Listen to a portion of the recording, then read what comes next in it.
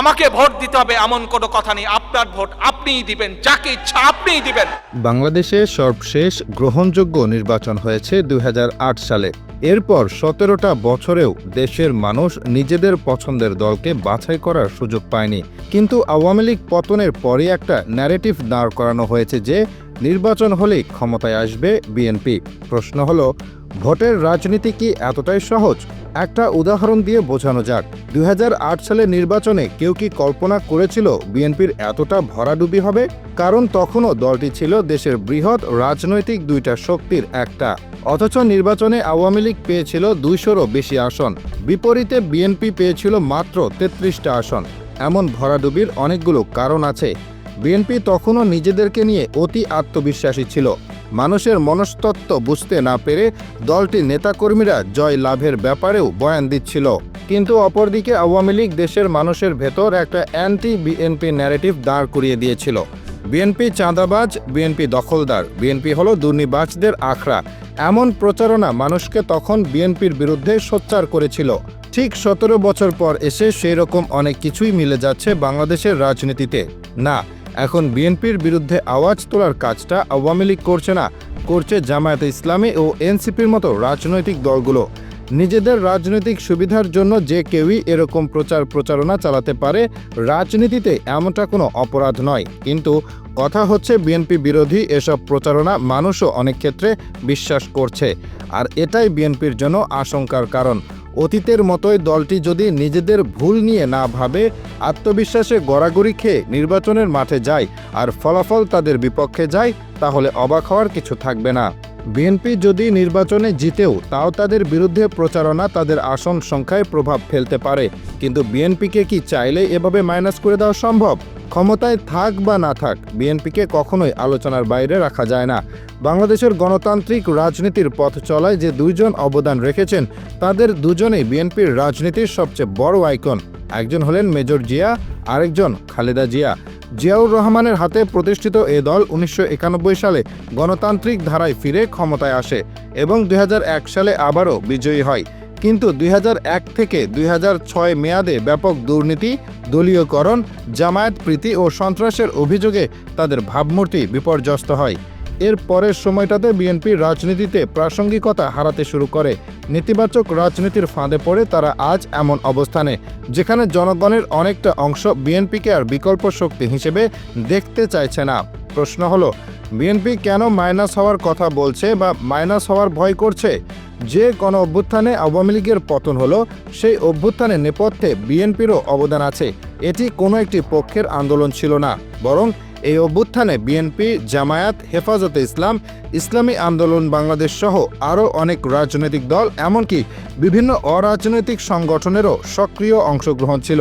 সুতরাং যে অভ্যুত্থানে বিএনপি অংশ নিয়েছে এবং যে অভ্যুত্থানের পরে একটি অন্তর্বর্তী সরকার গঠনের প্রক্রিয়ায়ও বিএনপি গুরুত্বপূর্ণ ভূমিকা পালন করেছে, সেই দলটি কেন এখন মনে করছে যে তাদেরকে মাইনাস করে দেওয়া হতে পারে বা তাদেরকে বাদ দিয়ে নির্বাচন হতে পারে? বিএনপি কি তার সুস্পষ্ট কোনো লক্ষণ দেখেছে? অন্তর্বর্তী সরকারের মৎস্য ও প্রাণী সম্পদ উপদেষ্টা ফরিদা আখতার বিএনপিকে মাইনাস করে দেওয়ার অভিযোগ নাকচ করে দিয়ে বলেছিলেন, এই অভিযোগ ভিত্তিহীন। এ ধরনের বক্তব্য অহেতুক বিতর্কের জন্ম দেয়। -2 পরিকল্পনা সরকারের নেই। সরকার নির্বাচন সংস্কার নিয়ে কাজ করছে।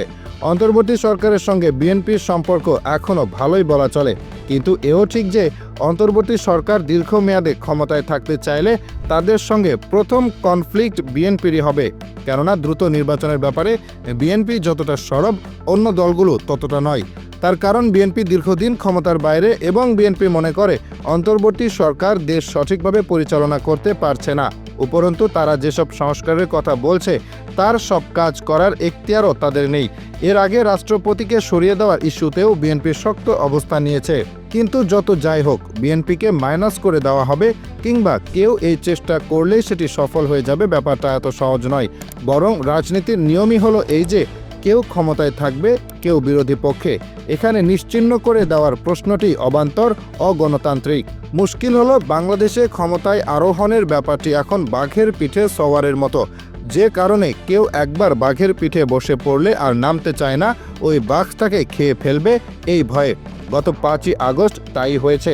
ক্ষমতাচ্যুত হওয়ার সঙ্গে সঙ্গে ক্ষমতাসীন দলের শীর্ষ নেতা, একটি পুরো পরিবার, এমনকি তৎকালীন সরকার ও দলের সঙ্গে যুক্ত অসংখ্য মানুষকে পালিয়ে যেতে হলো।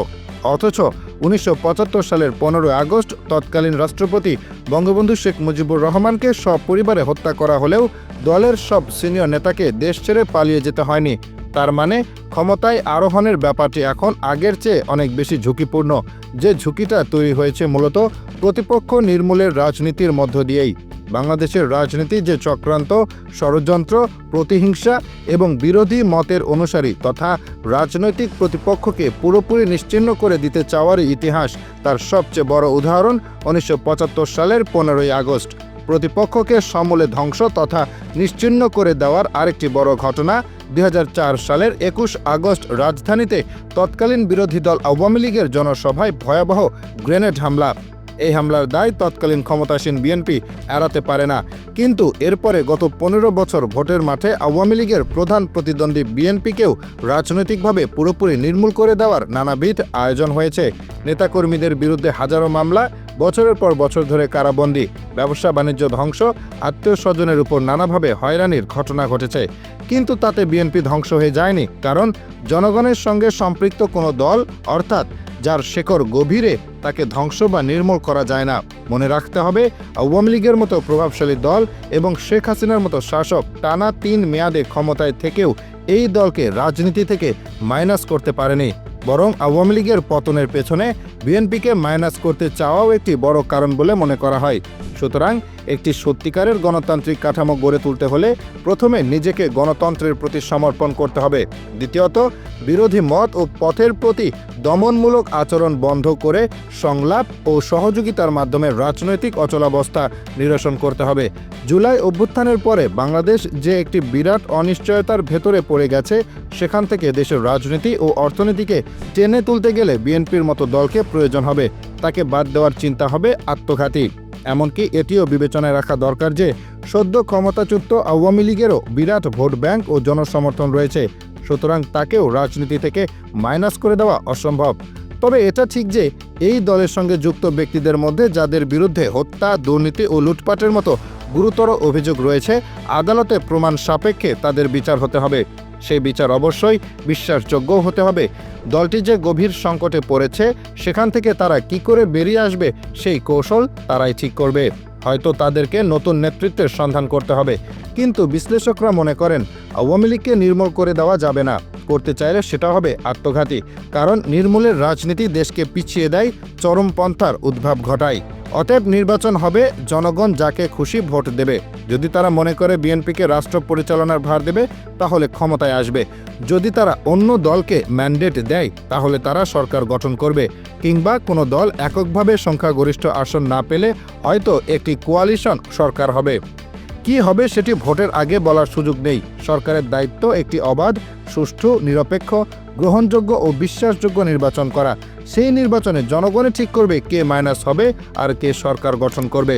কোনো একটি দলকে মাইনাস করে দেওয়ার এখতিয়ার অন্য কোনো দল বা গোষ্ঠীর নেই, সরকারেরও নেই। আর কোনো দল যদি জনগণের বিরুদ্ধে দাঁড়ায়, সে একসময় এমনিতেই মাইনাস হয়ে যাবে। কেননা প্রতিপক্ষ নির্মূল করে ক্ষমতায় টিকে থাকতে গিয়ে সে তার অজান্তেই নিজের জন্য গর্ত খুঁড়তে থাকে।